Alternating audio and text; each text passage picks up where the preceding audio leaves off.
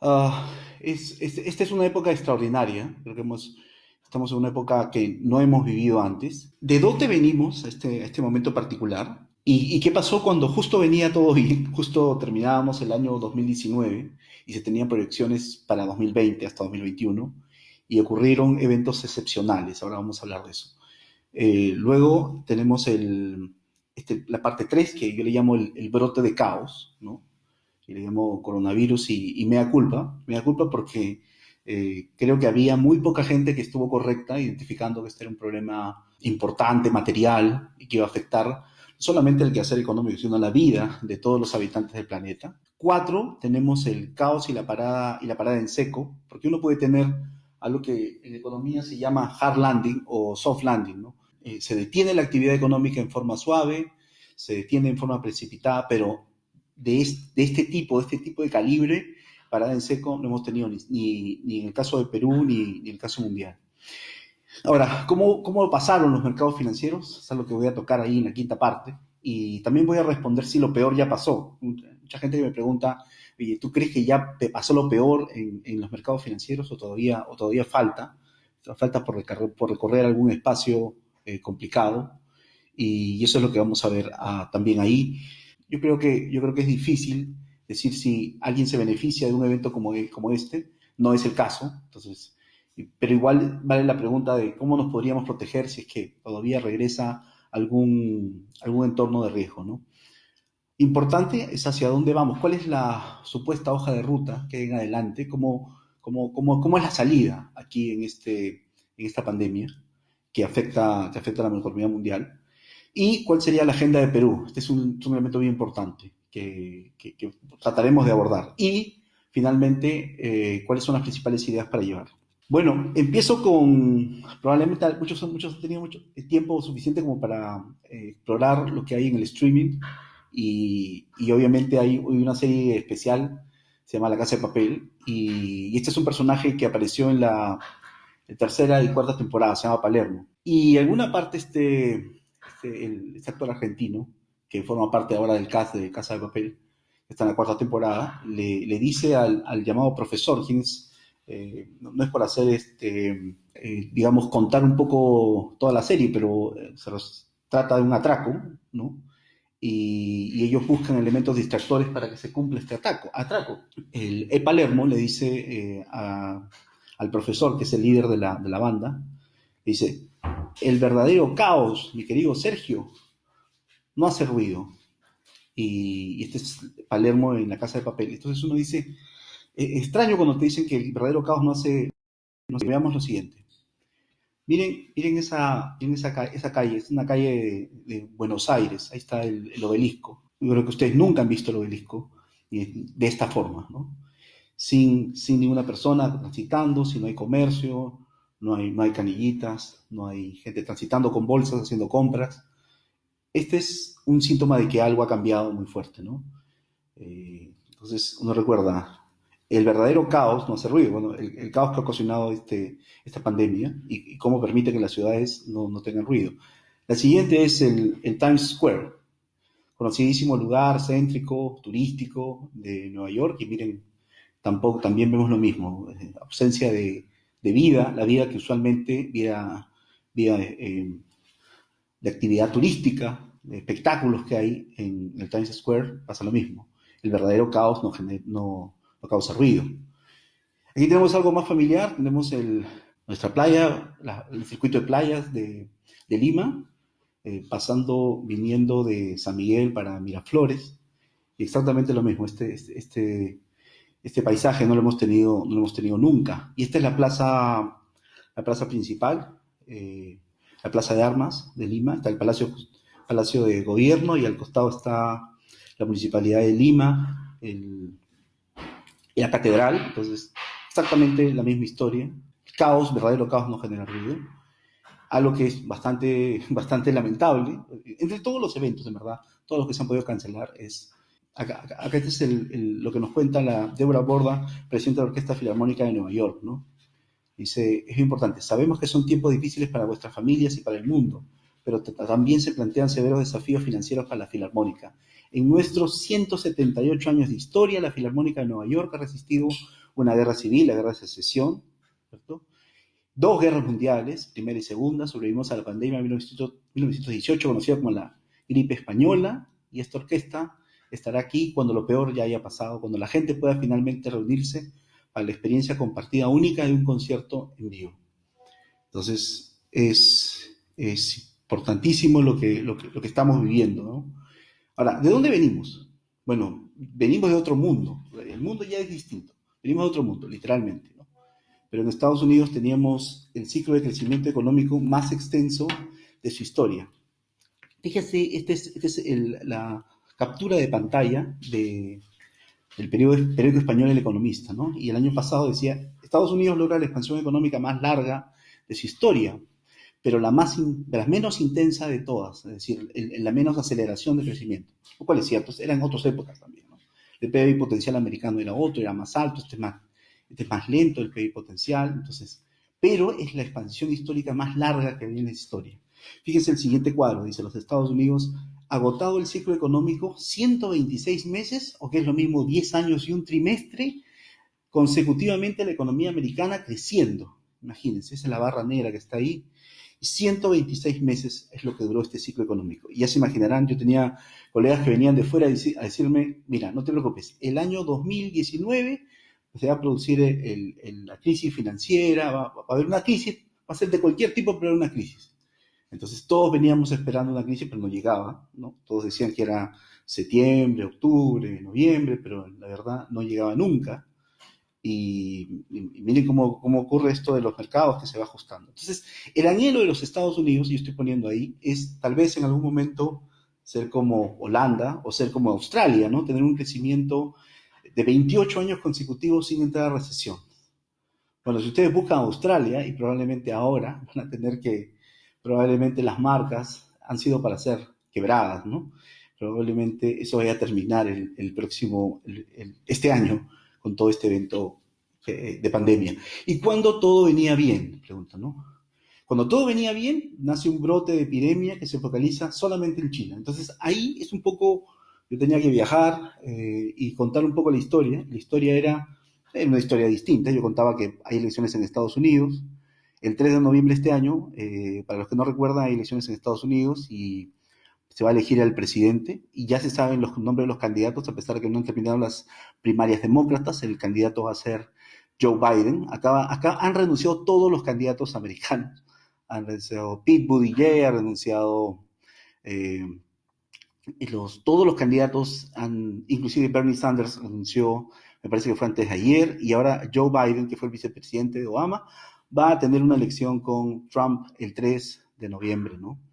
Y vamos a ver quién es el nuevo presidente. Va a ser importante no solamente para ser presidente, sino también quién mantiene el control de la Cámara de Representantes, la Cámara Baja y el Senado. Actualmente el Senado está a cargo de los republicanos y el de la Cámara Baja a cargo de los demócratas. Famosa Nancy Pelosi, líder demócrata de la Cámara Baja, y obviamente ustedes, cuando había el tema del impeachment, yo dije que no iba a ser un evento económico porque iba a ser aprobado por la Cámara Baja, pero iba a ser rechazado por el Senado. Entonces, eso es importante. Si las elecciones del 3 de noviembre vemos que hay un cambio en el poderío de los demócratas y logran mantener la Cámara de Representantes y logran ganar el Senado, podrían haber un peligro de impeachment en el futuro, pero el escenario base es que se mantiene y que probablemente Trump salga elegido presidente, aunque eso todavía está por discutirse. Eso es algo importante que vamos a tener en adelante. Y fíjense, la historia para Trump era una historia bien ejecutada. Tenías el 49% de aprobación, según la encuesta Gallup, y al momento, cuando tú tenías 49% de aprobación, casi te ganabas el ticket a ser presidente. Así era. Si tú tienes 49% de aprobación presidencial, en la elección en la que te estás presentando, eres presidente casi. Esto ocurrió con los otros presidentes que fueron reelegidos. Entonces, sonaba una bella sinfonía para la administración Trump. Y fíjense, esta es una pantalla de un mapa de coronavirus. Ustedes lo deben haber revisado. Este es el mapa de Johns Hopkins, donde estábamos hablando, mira, el total de confirmados 59.822. Si ven el mapa, ven en el lado central en rojo, van a ver, ahí está la provincia de Hubei, ¿no? cuya capital es Wuhan. Entonces ahí estaban concentrados todo el problema.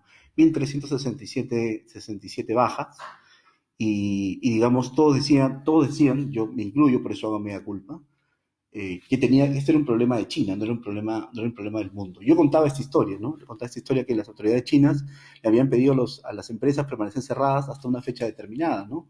Y yo decía, yo ponía esta foto en mis presentaciones, decía, esta es la calle de, de, de, de Wuhan. Miren cómo no hay personas transitando. Luego una profecía autocumplida. Luego nosotros nos iba a parecer bastante familiar esta foto en adelante. Y lo único que teníamos de coronavirus era el impacto en el mercado. Por ejemplo, si ustedes ven esta diapositiva, luego les paso esta diapositiva, vemos que el movimiento inmediato fue castigar a las monedas, ¿no? Todos empezaron a comprar dólar, todo el mundo empezó a comprar dólar. Ahí ven las caídas de las monedas de Brasil, Australia, Chile. Perú también está en esas ligas, subiendo el tipo de cambio muy fuerte. Las bolsas de Shanghái, las bolsas, el Standard Poor's 500, la bolsa americana también cayendo muy fuerte, y este era el impacto inicial, ¿no? Había un impacto inicial en los commodities, ¿no? Veíamos que el precio del cobre se caía en forma importante, el petróleo también, y empezaban a aparecer estos activos que eran activos safe haven o de refugio. Miren la reducción de crecimiento económico que hace el Fondo Monetario, apenas la reducción de crecimiento. El mundo que estaba creciendo en la predicción de, del Fondo Monetario, para el 2019 el mundo había crecido casi 3%, 2.9%, y en octubre la predicción para el 2020 era de 3.4%, y en enero, ya estaba empezando todo el tema de este episodio de virus, tuvimos un ajuste de 0.1 solamente el crecimiento mundial. Y fíjense que apenas se revisa el crecimiento de Estados Unidos, de 2.1 para el 2020 a 2%. Es impresionante que ahora el crecimiento de Estados Unidos está en contracción, 5%, inclusive algunas casas esperan 6% de contracción, y en el segundo trimestre se está esperando una contracción de trimestre contra trimestre en Estados Unidos del 34%, y en el primer trimestre una contracción de 9%. Vean lo impresionante de los números que estamos viendo, y este era el mundo antes, el mundo cuando empezaba coronavirus. Los ajustes se daban básicamente en el crecimiento de China. Uno veía, por ejemplo, Goldman Sachs esperando un crecimiento de 5.5 versus un crecimiento esperado para China de 5.9. Todas estas eran cifras para el 2020, y se empezaba a hacer un recorte de las proyecciones de crecimiento. Y uno veía estos recortes y decía 0.4, la verdad que no iba a ser material. Uno esperaba que el problema del COVID-19 se solucionara y quedara en China. Aquí están todos los indicadores de Estados Unidos, y lo que te decían es que la economía seguía robusta, que la Fed inclusive ya había hecho una parada en el recorte de tasas, había dejado la tasa en 1.75, la llegó a subir a fines del 2018, la tasa de fondos federales se subió hasta 2.50, luego la recortó a lo largo del 2019 a 1.75, era un recorte preventivo, es lo que indicó la Reserva Federal, y era todo lo que teníamos en el momento, ¿no? Y el 3 era el brote del caos. Coronavirus, mea culpa, ¿no? En verdad es un gigantesco riesgo de salud pública mundial que fue minimizado por casi todos. Bueno, alguien dice que Bill Gates probablemente no lo minimizó. Hay algunos que hablan de la teoría de la conspiración, pero en resumen, es un mea culpa porque no logramos visualizar todos los problemas que existían alrededor de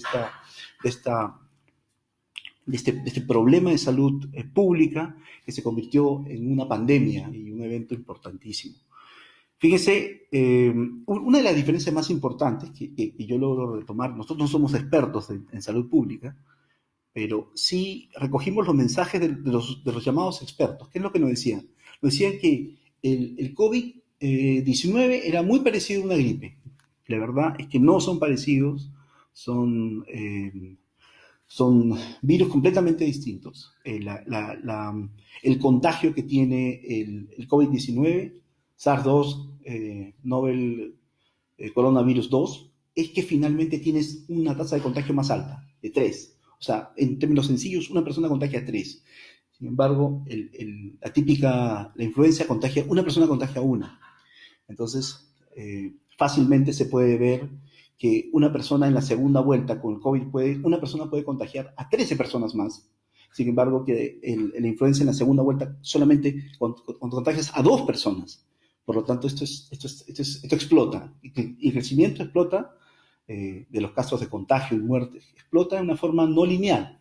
Y yo digo, las respuestas que tienes que darle a un virus que crece en forma no lineal son también no lineales. Por eso yo pienso que todas las reacciones de los bancos centrales, que han tenido los gobiernos, desde el punto de vista de impulso fiscal, tienen que haber sido así muy rápidas y muy grandes para responder a una pandemia de crecimiento similar.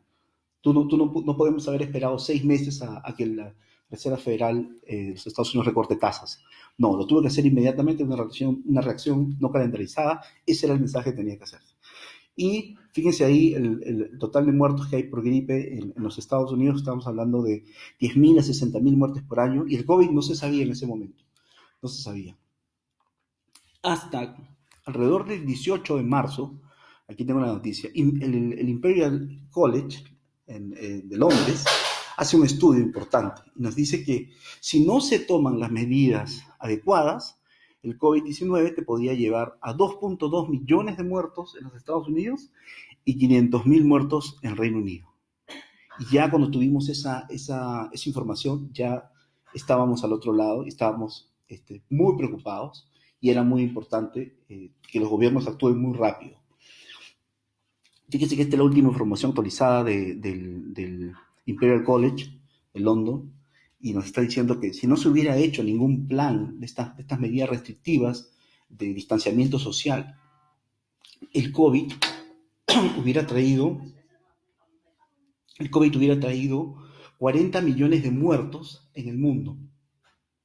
Es una cifra impresionante, ¿no? 40 millones de muertos y uno tiene la cifra más optimista, es verdad, de los muertos de la Segunda Guerra Mundial, que fueron entre 40 y 45 millones de muertos. Imagínense del calibre de los eventos que estamos viviendo ahora. Y yo también ahí quisiera lanzar pues una crítica desde donde estamos a todos los especialistas, a los expertos de salud, ¿no? Yo creo que los expertos de salud, los doctores, no eran expertos en epidemiología. O sea, eran expertos probablemente, muy buenos médicos, pero parece que le alcanzaban los micrófonos y los médicos opinaban. Entonces, en nuestra profesión, los economistas, por ejemplo, hay gente dedicada a finanzas y gente dedicada a la administración pública. Entonces, hay gente que a pesar de tener una carrera como título, como paraguas, la especialidad es muy importante. Así que les voy a poner algunos highlights de qué es lo que ponían algunos. Estos son los highlights de un médico en particular peruano, que es muy reputado, muy entrevistado, y miren lo que decía. Decía, no hay mejor cosa que usar agua y jabón. Cuando nos tenía que contar que era un virus que tenía consecuencias importantes y que iba a cambiar nuestra forma de vida, nos hablaban de cuestiones sencillas. Luego el periodista le hace una pregunta y le dice, oye, ¿se debe considerar como una gripe este COVID-19? ¿Se lo debe tratar como una gripe común? Y él dice que sí, así es, se lo debe tratar como una gripe común. Miren este mensaje que trataba de no ser alarmista era demasiado sencillo, demasiado fácil. Entonces el primer mensaje que queda en la mente de las personas es, esto es como una gripe, no hay ningún problema, ¿cierto? Entonces es muy importante que en el momento indicado estos expertos tuvieron que decirnos que era un elemento material que iba a ocasionar cambios importantes en nuestra vida. Luego le preguntan, ¿qué tanto puede ayudar realmente una mascarilla? No es tan importante, es importante solamente para las personas que están con COVID-19 o para los que están con pacientes. Lo importante es que una persona sana no debe usar mascarillas porque no la necesita. Bueno, ahora es obligatorio y la OMS, la verdad, está a favor de usar mascarillas, porque los nuevos estudios están reflejando que tiene alguna importancia. El virus es demasiado contagioso. ¿De qué manera se puede transmitir tranquilidad a la población? Dice, bueno, no se preocupen, que son para personas de adultos mayores, ¿no? Y acá dice más, dice, el 0.9% de los contagiados son niños menores a 9 años. Entonces, parece que no ataca mucho a los niños, así que por ese lado los padres deben estar más tranquilos. Esto es falso, esto es completamente falso. ¿Por qué? Porque esta estadística era la estadística parcial de Wuhan. de Wuhan, y cambió cuando empezaron a ampliarse las muestras. Así que fíjese la desinformación que hubo por los expertos de salud. Perdone que me he extendido demasiado en esta parte, pero era muy importante dejar esta parte clara. Entonces yo he puesto 4, caos y parada en seco. Pasamos de un suave crecimiento hacia recesión inminente. La recesión no es recesión definida como en el argot internacional, es 2 trimestres con crecimiento negativo, con decrecimiento de la actividad. Se destruye valor en 2 trimestres. Esa es la definición, y si vamos a tener recesión en varios países de la TAM, probablemente la gran mayoría. Esperamos que Perú también, nuestros estimados es que Perú tenga una caída en el PBI alrededor de 4%. Para rebotar luego en 5% el 2021. Pero esto es muy importante porque eh, eh, no debemos estar vigilantes de que una recesión no se convierta en depresión. Es algo bastante más complicado. Y muy importante que los gobiernos y los bancos centrales han entrado al rescate, ¿no? Y muy rápido. Actitudes no lineales. Acá pongo una lista de medidas de estímulo monetario que hizo solamente la Reserva Federal. La Reserva Federal te ponía un mensaje de la FED el día domingo. Y como hoy día no sé si están al corriente, pero hoy día es Jueves Santo y ha habido directorio del Banco Central de Perú. Y hoy día el Banco Central de Perú ha cortado la tasa 100 puntos básicos, que equivale a 1%, y ha dejado la tasa de referencia en 0.25%. Nunca el Banco Central cortó la tasa a un nivel tan bajo como lo que está cortando hoy en día. Y ni siquiera en la crisis financiera internacional del 2008. En ese momento cortaron la tasa hasta 1.25 y ahora la estamos cortando a 0.25. Y la reunión anterior también cortó en similar medida 100 básicos, la tasa estaba en 2.25, la cortó a 1.25, la reunión era no calendarizada. Entonces, imagínense que ustedes tienen en sus empresas una fecha de realizar los comités o una fecha de la Junta General de Accionistas. El Banco Central funciona exactamente igual, se reúne en fechas específicas y en la fecha, como con la fecha de reunión calendarizada era muy lejos, en una reunión no calendarizada recortaron 100 básicos la tasa y hoy día lo acaban de hacer en un Jueves Santo. Es impresionante lo que estamos viviendo hoy en día. Ya ha cortado 100 básicos y yo lo voy a unir a un programa que va a iniciar el gobierno que se llama Reactiva Perú, que es una iniciativa del Banco Central para dar créditos hasta 30.000 millones de soles con garantías del gobierno. Entonces, va a ser muy importante lo que vamos a tener en semanas adelante. Este programa Reactiva Perú viene muy pronto. La próxima semana, tan pronto como la próxima semana, ya deben estar siendo de alguna forma registrados los clientes y las empresas que van a entrar a obtener este programa. Acá está la medida de estímulo de la FED. Si alguien quiere que le cuente en detalle, me puede hacer alguna pregunta de lo que está haciendo la FED. Solamente quiero contar algo, una línea. La FED ha estado dando inclusive algo que se llama asset swap, ¿no? Línea swap, para que, por ejemplo, los bancos centrales puedan intervenir en sus mercados locales de cambios y moderar la subida de los tipos de cambio. Por ejemplo, el Banco Central de México ha recibido una línea swap, donde el Banco de México le pone pesos mexicanos al Banco Central americano y el Banco Central americano le da dólares. Con esos dólares, el Banco Central de México puede intervenir en su mercado cambiario, evitando que el peso se deprecie en forma abrupta. Y probablemente, y ha incluido también el Banco Central de Brasil, y probablemente si el Banco Central de Perú le pide un swap line, una línea de swap, lo va a atender. Ha sido muy importante. Otra línea importante en estas medidas ha sido el QE limitado, es decir, el Banco Central americano está interviniendo en la parte corta de la curva y también en la parte media y en la parte larga. Está comprando bonos. Miren, está comprando bonos de agencias, bonos del Tesoro americano, está comprando treasuries, T-bills en el tramo corto. Y aparte está yéndose yo le llamo on the dark side, en el lado oscuro, donde se iba al Banco de Japón, está comprando bonos corporativos también. Esto es impresionante, esto no lo hemos visto ni siquiera en la crisis financiera internacional. ¿Ya? Los bancos centrales están teniendo reacciones no lineales ante un virus que es no lineal. Luego, también estamos viendo medidas fiscales por parte de los gobiernos.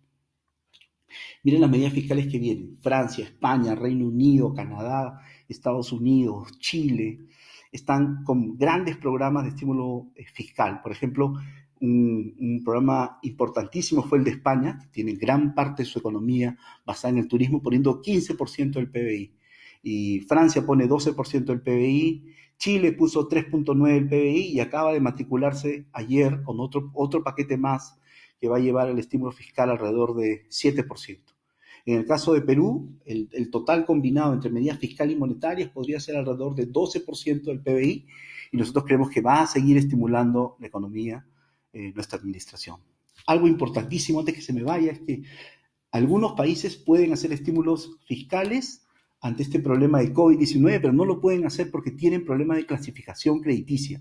Por ejemplo, Colombia solamente tiene un programa de estímulo fiscal de 3.7 y acaban de bajarle la clasificación Fitch y Standard Poor's.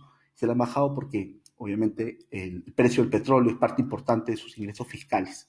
Entonces, Colombia, así quisiera ampliar el estímulo fiscal, no lo puede hacer porque tiene un petróleo que está a la baja, le distorsionan los flujos esperados y por lo tanto recibe un downgrade de las clasificadoras que ahora la tienen en BBB-, tanto Fitch como Standard Poor's, entre BBB- todavía en grado de inversión, pero con outlook negativo, perspectiva negativa. Y eso puede hacer gatillar que salga del investment grade, del club de países.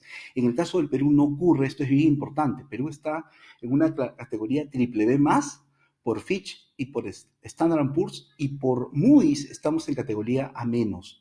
Y esto es impresionante. ¿Por qué? Porque Perú puede hacer un gran esfuerzo fiscal que no va a afectar la calificación crediticia. Eso es importantísimo que hay que destacar de nuestra situación.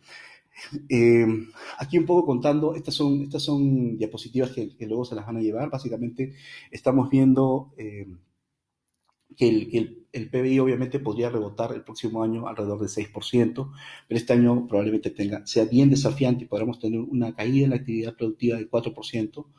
Esta va a ser un año de caída en la actividad económica que no se compara, y se compara probablemente a la crisis de la deuda en el año 81, el año 82. Es decir, no veíamos esas tasas de caída de la producción desde hace muchísimo tiempo. Inclusive en el año 2009 el crecimiento fue 1%, el año después de la crisis. Claro, Perú crecía alrededor del 8 o 7,5% por año. Tenemos un crecimiento elevado por el superciclo de los commodities. Esto es lo que les he contado, que el PBI de Perú podría caer 4% este año. Las actividades más golpeadas, ya sabemos, las que tengan que ver con el turismo, con el comercio, con el sector servicios, con todo el sector de entretenimiento. Entonces, van a tener problemas y eso es muy difícil de escaparse de este tipo de problemas. En el primer semestre, lo que estamos viendo ahí, que el PBI caería alrededor de 6%, no es una cifra sacada de ciencia ficción, es una cifra que realmente va a ocurrir. Ya los indicadores adelantados, ahí se está poniendo el gráfico de electricidad. Fíjense cómo cae el consumo de electricidad cuando se empieza el periodo de cuarentena, y hay unas interconexiones para que se acelere la economía muy importante, pero también vamos a tener un rebote el 2021 y va a depender mucho cuán rápido reaccionen los gobiernos y los bancos centrales. Y la velocidad de recuperación es algo incierto porque depende principalmente si es una recuperación en V, si es una recuperación en L o es una recuperación en U. Probablemente la mayoría del consenso de mercado es que una recuperación de todas las economías vaya a ser en U, porque depende que primero termine el episodio de cuarentena, ¿no? Tiene que terminar el episodio de cuarentena, cómo haces la salida y cómo el gobierno está para cubrir determinadas brechas y también el sector financiero. Y cuál es la respuesta que hay de las personas también sobre lo que va a venir adelante. Aquí les estoy poniendo uno de los mejores gráficos que ahí me están haciendo alguna pregunta sobre Reactiva Perú. Ahora justo estoy viendo la diapositiva que habla de los estímulos que está lanzando el gobierno. Bueno, Reactiva Perú, en la diapositiva, ahí ven programa Reactiva Perú por 30.000 millones que está lanzando el Banco Central en concurrencia con el Ministerio de Economía y Finanzas. Yo creo que es un plan bien diseñado. El presidente del Banco Central, Julio Guerra, está muy orgulloso de este plan. Comentó que Agustín Carsten, que fue presidente del Banco Central de México y ahora es presidente del BIS, le dijo que era la forma de encarar estos problemas. Bueno, les contaré un paso antes. El paso antes es que los bancos centrales usualmente lo que hacen es le dan mucha liquidez a los bancos y los bancos se llenan de liquidez y tienen que y les baja las tasas. Entonces le dice, mira, te bajo la tasa con el objetivo y te doy mucha liquidez con el objetivo de que tú prestes a los sujetos de crédito para que no se interrumpa la cadena de pagos. Entonces, ¿qué hacen los bancos? Los bancos sí, ven que unas empresas han tenido caídas en la producción, que están, digamos, el entorno económico es difícil y ¿qué es lo que hacen? En ese momento les entra un poco de temor y el ritmo del crédito no se recupera. Entonces, lo que el Banco Central y el Ministerio de Economía dijeron, no, ¿sabes qué? El gobierno va a ser garante hasta entre entre un 98 y 90% del crédito. Entonces, por lo tanto, la prima de riesgo crediticio casi se desaparece y hay una parte pequeña que ponen los bancos. Y los bancos dicen, ¿de dónde sacan el fondeo? El fondeo lo pone el Banco Central, ¿no? El Banco Central te presta exactamente para eso. Entonces, ¿a qué tasa te prestaba? Hasta ayer te prestaba a una tasa, digamos, de costo de los bancos alrededor de 1,25. Obviamente que van a haber unos costos, pero en términos anuales 1,25. Hoy día la tasa la han cortado a 0,25 y ya hay algunos bancos que han aplicado, algunos bancos que han recibido solicitudes de clientes y van a entrar probablemente la próxima semana a hacer el registro. Entonces, yo no le puedo decir qué tasa va a salir, pero con seguridad es la tasa más baja que van a conseguir las instituciones, las empresas pequeñas, medianas y de considerable tamaño, las más bajas en toda su historia. No va a haber tasas más bajas que van a poder conseguir. Entonces, digamos, van a poder ser créditos a un plazo de 3 años con hasta un año de gracia. Entonces van a tener que pagar 24 cuotas si quieren hacer aplicar a estos créditos. Y el monto que te van a prestar va a ser el menor entre la contribución anual de salud multiplicada por 3 y el promedio de ventas el promedio de ventas mensual del 2019. Que la empresa reportó a la SUNAT. Entonces, y que el cliente sea CPP o tenga clasificación normal. Y la verdad que me parece que es un programa bien importante y un programa que va a ayudar realmente a dinamizar el crédito. Y los clientes, ¿qué es lo que tienen que hacer los clientes? Tienen que aplicar al programa, ¿no? Y lo que hacen los bancos van a ver que el cliente no aplique por diferentes bancos, ¿no? Porque hay un monto límite. Eso es algo un control que van a hacer, pero luego no hay restricciones de sector económico, no hay restricciones de tamaño, no hay restricciones de monto. Entonces hay 30.000 millones de soles y yo me atrevería a decir que si hay una demanda muy fuerte por estos créditos, el Banco Central va a sacar una línea mayor. También vale la pena decir que tú no puedes prepagar, tú no puedes cancelar totalmente con estos nuevos fondos un crédito anterior y tampoco puedes prepagar, o sea, parcialmente el pago de un crédito previo. Esto es para una nueva necesidad que surge a partir de todo este episodio. Si hay una pregunta adicional, encantadísimo cuando termine la presentación. Entonces, aquí hablamos que el Banco Central podría cortar la tasa, ya la cortó hoy día, y no a 0,50, sino a 0,25. O sea, la tasa que tiene Perú hoy día es la misma tasa que tiene Estados Unidos. Inclusive tenemos una tasa por debajo de la tasa que tiene Chile en este momento. Chile tiene una tasa de 0,50, así que Perú tiene una tasa menor inclusive a la que tiene Chile. ¿Hay espacio para que Perú corte más la tasa? No, la verdad que le diría que no. En el ADN del Banco Central peruano no está tasas negativas. En el Banco Central Europeo la tasa de depósitos sí está en el terreno negativo, pero en nuestro Banco Central no. Entonces, yo lo repito una vez más, no van a poder encontrar nunca en la historia una tasa más baja que la que vayan a poder conseguir con este tipo de créditos. El déficit fiscal, la diapositiva del déficit fiscal alcanzaría 7% del PBI. Esto es algo que no va a preocupar a las clasificadoras, no nos van a cambiar el outlook, la perspectiva por este factor, a pesar que, entonces, si ustedes le dan una vuelta, yo les estoy dando, Chile va a tener que hacer una emisión importante y tenía toda una agenda de estallido social importante por gasto fiscal. También Colombia, también México y Brasil. Colombia, México y Brasil tienen todo el problema de la caída del precio del petróleo, y eso lo que va a hacer es que van a ser auscultados por las clasificadoras. Entonces tenemos a casi todo el barrio en problemas, y Perú va a tener la oportunidad de hacer políticas contracíclicas para luchar con este problema, y no vamos a tener un costo financiero más alto porque las clasificadoras no nos van a cambiar lo que tenemos. Importante, el tipo de cambio que se está viendo, por ejemplo, esta es la casa de Banco de Crédito, está esperando 3.40, 3.45. Yo estoy pensando que al momento podríamos ver inclusive menores niveles. Probablemente en algún momento podríamos ver 3.30 en la pantalla. Si vemos 3.30 en la pantalla, tipo de cambio, creo que es un buen nivel para pagar deudas que se tengan en dólares, para comprar algo de dólares y uno ahorra en esa moneda, ¿no? ¿Por qué lo cuento? ¿Por qué?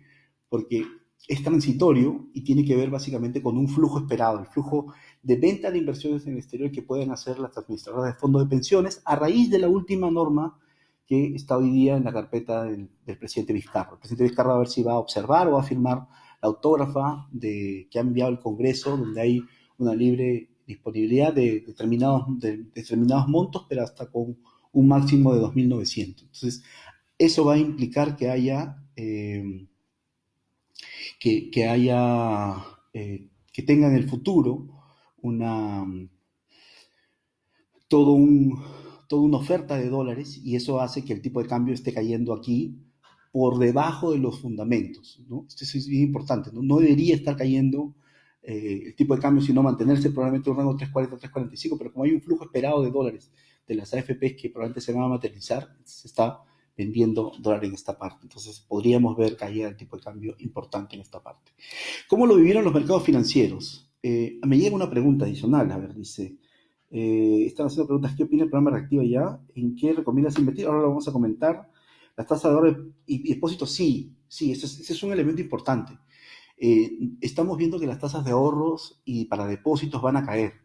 Y si hay alguna institución financiera que tienen el tarifario y no lo ha actualizado para la próxima semana y ustedes tienen un excedente, la verdad que yo correría a ir a dejar mi depósito en esas instituciones que están supervisadas por la SBS para, eh, para tener una tasa, pues, de alguna forma algo jugosa, porque la tasa va a ir cayendo gradualmente mientras los bancos, instituciones financieras trasladen esa nueva tasa que hay del Banco Central. Entonces las tasas necesariamente van a caer. Las tasas en dólares casi están en cero, y las tasas en soles te pagan un rendimiento más alto, pero probablemente vayan a caer. Yo no estoy diciendo que todas van a tener que caer, bajar las tasas, pero sí va a ser una tendencia que en adelante va a ocurrir. Eh, ahora hablamos de las recomendaciones para inversión. Entonces, el S&P, el Standard Poor's 500, la renta variable, aquí tenemos la caída. Se cayó 35%, aquí estamos en el cierre, pero en máximo contra mínimo 35% de caída. Luego se recuperó cuando hemos tenido todo el estímulo, el paquete de estímulo del gobierno americano, cuando hemos tenido un poco los programas de alivio financiero que ha dado la Fed, y se recuperó 20%. Entonces, y probablemente siga recuperándose. Esto lo saqué ayer, pero hoy día que ha negociado el mercado americano, la renta variable ha seguido recuperándose, y luego les voy a contar cuál es la razón que está detrás de esta recuperación. Fíjense, este es el rendimiento de los principales activos desde que ocurrió este brote de coronavirus, y ustedes pueden ver ahí, eh, luego tienes una caída de las tasas. Ven ahí la tasa, el petróleo se cayó casi 60%, tienes la renta variable americana se cayó 35%, los commodities también se cayeron muy fuerte, los bonos denominados en moneda local, o los soberanos, estoy poniendo el soberano 37, también se cayó casi 20%, Y los activos refugios siguieron siendo los mismos que han sido refugio durante la crisis. Es decir, los tesoros americanos, el yen japonés, el oro y también el dólar. Y fíjense que recientemente el PEN se ha ubicado como, un activo refugio.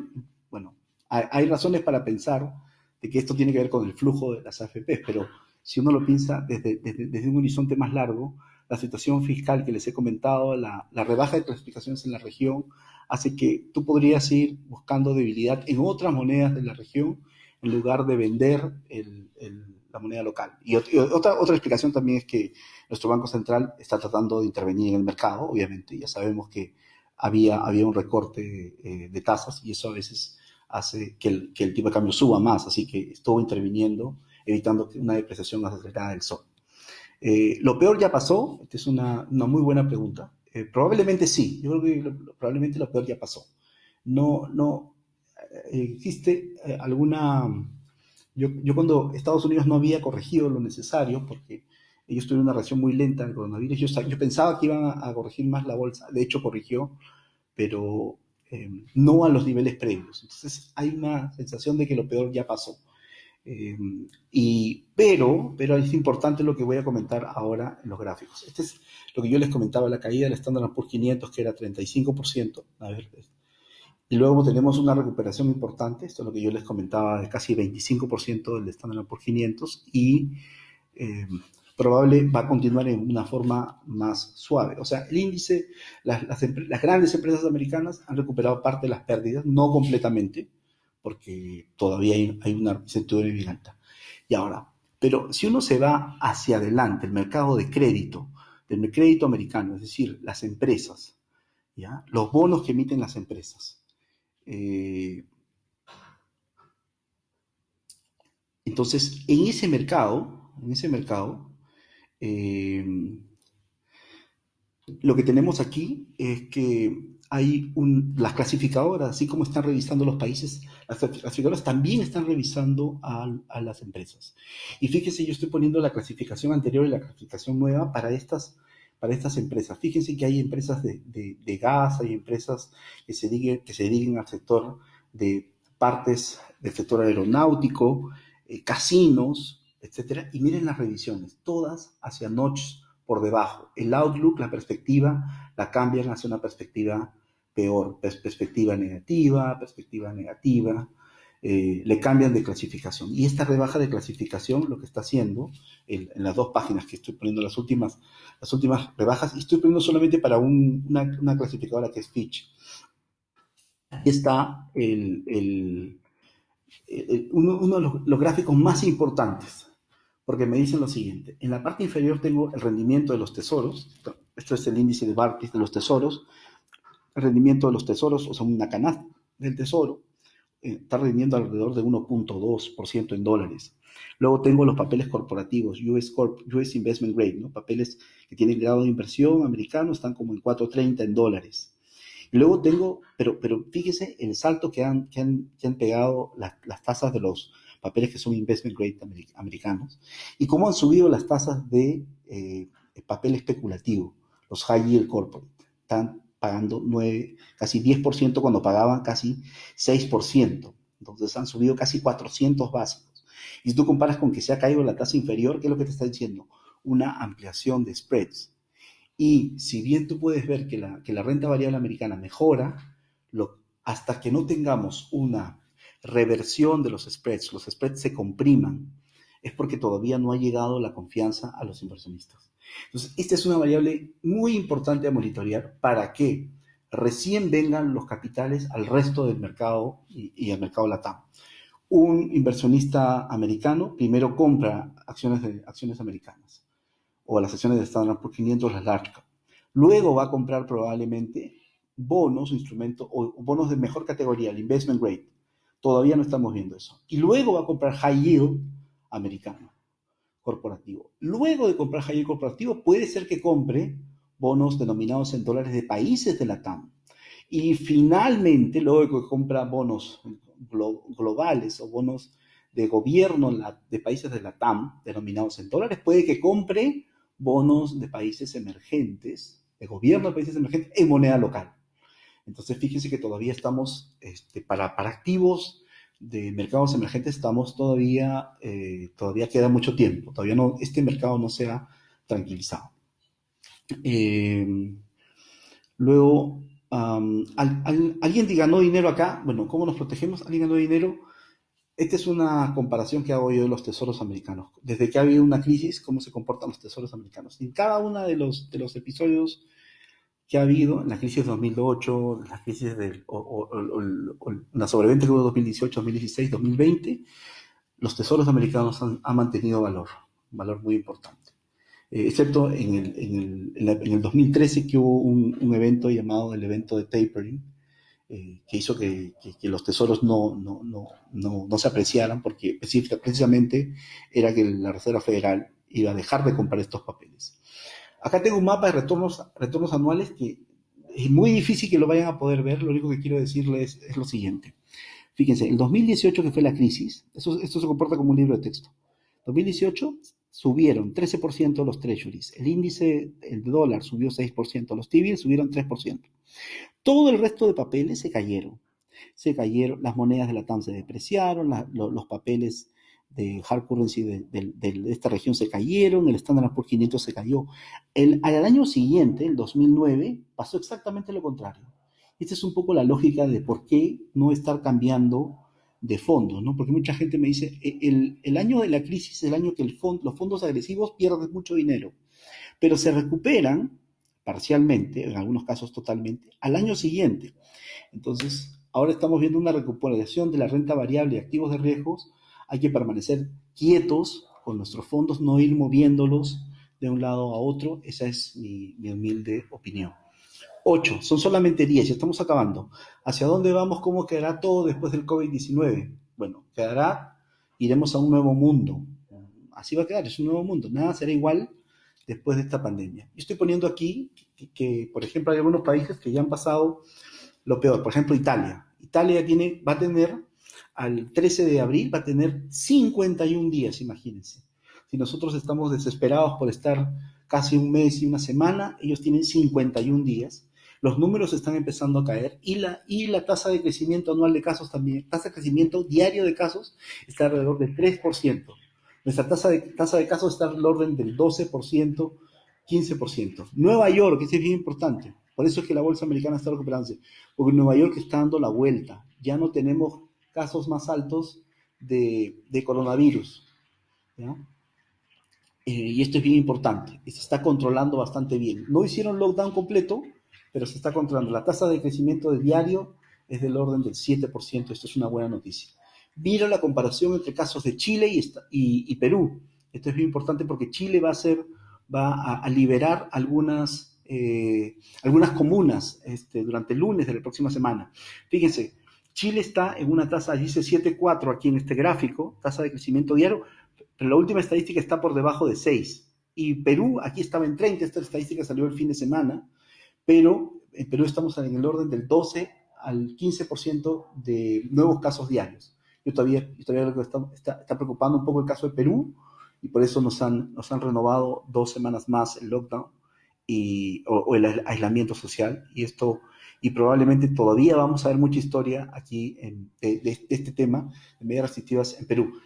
Entonces hay que ver qué es lo que está haciendo en otros países. Por ejemplo, aquí tenemos una foto de Wuhan, ya la capital de Hubei, donde nació el virus, ¿ya? El COVID-19. Luego de casi 3 meses, y 11 millones de personas inician el recorrido. 11 millones de personas están iniciando la vuelta a la normalidad. Y fíjense, tienen en el condominio, cuando alguien baja de su departamento, le espera en el condominio unos miembros pues, de salud pública que le van a pedir que presente su QR, ¿no? Un aplicativo dentro del celular. Aquí tenemos lo mismo. Esto se llama el Alipay Health Code. Entonces, de acuerdo en qué distrito has estado ubicado, de acuerdo a tus familiares, a cuán has estado expuesto, ¿no?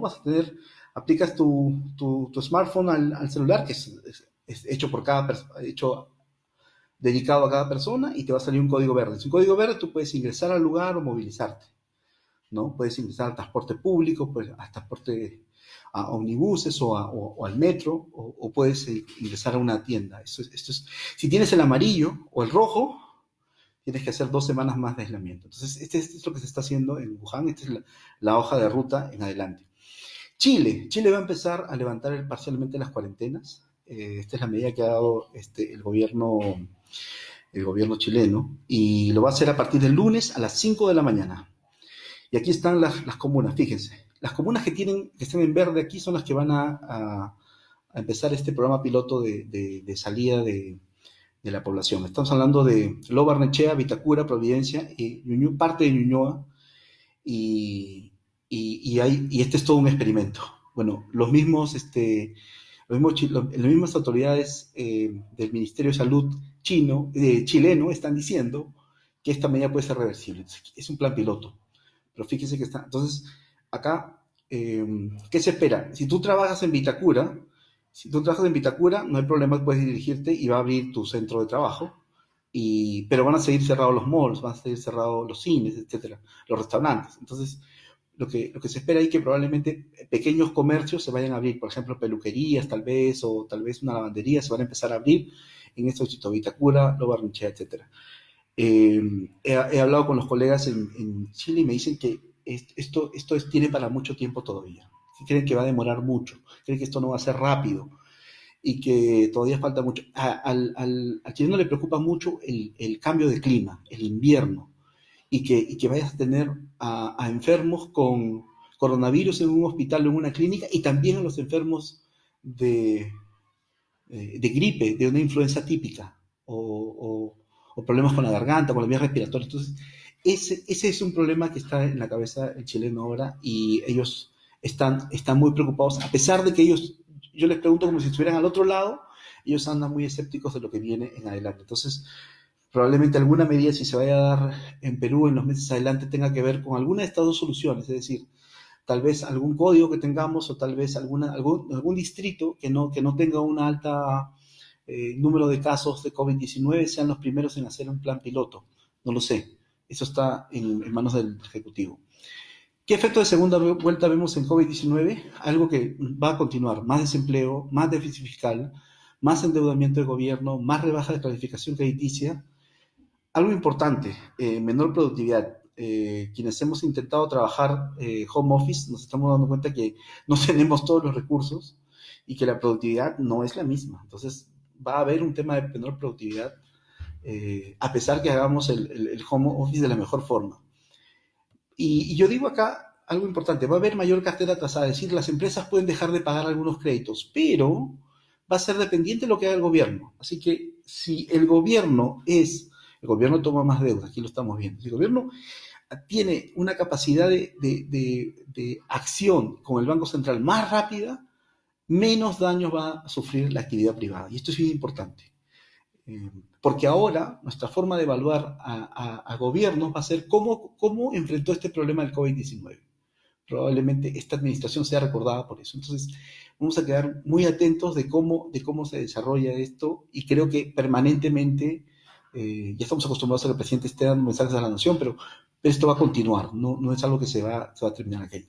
Vamos a ver desde el punto de vista extranjero, algo que es difícil evitar es una elevación del desempleo. Yo lo pongo como primer ítem en la parte anterior: más desempleo. Es decir, las empresas van a hacer sinergias de costos o downsizing, reducción de personal, es algo probablemente natural que vaya a ocurrir. Y va a trabajar con un equipo de gente, pero ese equipo de gente va a trabajar probablemente más horas, probablemente más duro, probablemente se vaya a enfrentar, seamos menos en los equipos, hasta que la economía empiece a dinamizarse nuevamente, pero es una realidad. Entonces, no podemos cerrar los ojos a ese nuevo futuro. Y aquí tenemos, estos son trabajadores de Amazon. y se quejan de que probablemente el empleador Amazon los hizo trabajar y no les dio pues los aditamentos de seguridad. Entonces ahí estoy mostrando algo que va a continuar. Probablemente tengamos en algún momento, ojalá que no sea tan fuerte, marchas y problemas con trabajadores. La agenda de Perú, el COVID-19 se superpone al calendario electoral. Sí, fíjense, yo hablaba en las presentaciones de este fenómeno de calendario electoral, de cómo ha cambiado nuestro Congreso, quién van a ser los candidatos. Hoy día Salvador Solar tiene 19%, pero es un buen candidato seguramente para la zona norte y de repente para Lima, pero no sabemos si para el sur, donde también he viajado y no sabe realmente si van a votar por él, no tiene partido. Pero es todo un desafío lo que va a ser el 2021. Fíjense, vamos a tener COVID-19 hasta lo que resta del año y en el próximo año vamos a tener elecciones de un nuevo presidente. Y principales ideas para llevar, y con esto ya termino, la última parte, ya nos volamos de tiempo también. Principales ideas para llevar a los mercados financieros: menores rendimientos en el mercado de renta variable. La renta variable, de repente el rendimiento este año es negativo, es probablemente un número entre 5 y 10% negativo. Europa y mercados emergentes también con rendimientos negativos en línea con la actividad económica más lenta. Probablemente un rebote para el próximo año. El control de la epidemia y la rapidez de la respuesta de los gobiernos van a determinar pues, la rapidez de la salida también. Es un problema de salud pública que tiene impactos en la actividad económica. Las tasas del mercado money market, las tasas para depósitos a plazo y en dólares muy estables y extraordinariamente bajas, cercanas a cero, no solamente en el 2020, sino también vemos lo mismo en el 2021 y ahora estamos probablemente también en moneda local. Eh, y obviamente todas las empresas que están supervisadas por, la, por el ente regulador, la SBS, como es el caso del Grupo Curia y la cooperativa, eh, ustedes van a tener unas tasas de money market, probablemente con un rendimiento atractivo, pero las tasas del sistema financiero probablemente vayan a ser más bajas. ¿Cuál es consecuencia de estas medidas de estímulo que está haciendo los bancos centrales? Las tasas del Tesoro americano para tramos medios, 0,50, 0,75. No vemos que la tasa del Tesoro americano de 10 años se eleve mucho más porque está el Banco Central americano comprando bonos. Esperamos una caída gradual de la curva de bonos soberanos. Es lo mismo que yo les contaba. Decía, el tramo corto de la curva soberana va a estar muy jugoso, con rendimientos muy jugosos, cayendo, pero veo que las tasas medias y el tramo largo probablemente no van a caer tanto, por lo tanto veo un empinamiento de la curva soberana. La tasa del soberano 29, pues la referencia a 10 años probablemente esté alrededor de 4,25, desde actual 4,90, a pesar que la tasa de corto plazo se haya caído, y esto básicamente porque les estoy contando el círculo. El extranjero está primero viendo cuáles son los downgrades que le van a hacer a las empresas antes de comprar bonos americanos investment grade y high yield. Y después, en el orden, recién en la tercera, cuarta, quinta vuelta, van a comprar en bonos en mercados emergentes y entre ellos bonos denominados en moneda local, ¿no? Entonces vemos que los spreads van a seguir amplios con una suave caída y luego tenemos, obviamente, el tipo de cambio puede estar, una forma de protegerse de la tanta volatilidad, de poder comprar algo de dólar. No nos gusta comprar dólar arriba de 3,45, creemos que es el techo probablemente. En el mercado vimos un tipo de cambio cercano a 3,58, nos parecía muy elevado. El Banco Central estuvo muy fuerte interviniendo ahí. Nos hace más sentido comprar probablemente dólar en la zona de, si algún momento llegamos a 3,30, 3,35, eh, porque luego esperamos que las condiciones vayan a una salida lenta, así que queremos que esas sean zonas de compras. Y esta es mi última diapositiva y yo veo lo siguiente: un mundo desafiante y nosotros los agentes tenemos que estar muy listos para los cambios que vamos a ver. Uno, creo que las variables financieras se están recuperando muy rápidamente, las variables financieras, pero no así la recuperación de la economía. La recuperación de la economía va a tener un ritmo lento. Eso es algo que tenemos que lidiar con ello. Los bancos centrales y los gobiernos están actuando muy rápido, pero tiene costos, ¿no? Han hecho que la tasa de interés la bajen a mínimos. El programa de el Reactiva Perú es un programa interesantísimo, pero si en algún momento parte de la cadena de pagos no se restablece, va a quedar como carga fiscal para los años siguientes. O sea, que tiene costos estos planes pilotos de reactivación que está haciendo el gobierno peruano y otros gobiernos también. Eh, Pensar en el distanciamiento social, ¿cierto? Afectará a la economía, a las industrias que tengan que ver con este distanciamiento social, 2020 y también 2021. Esto no es algo que va a terminar cuando se haga se dicte el fin de la cuarentena, ¿no? Y va a haber un nuevo normal, ¿no? Tiene necesariamente que repensar óptimos de empresas, cuál es el tamaño óptimo de mi empresa. El que tenía antes del coronavirus, el que tengo ahora, o el que voy a tener adelante. Entonces, todo se tiene que repensar, nuevos óptimos. Y para las familias, hábitos de gasto o de inversión, ¿no? Existen dos mundos ahora, ¿no? Y también es una oportunidad. Mira, hay empresas que la prioridad de muchas empresas está en posicionarse en la mente de sus consumidores como un aliado, ¿no?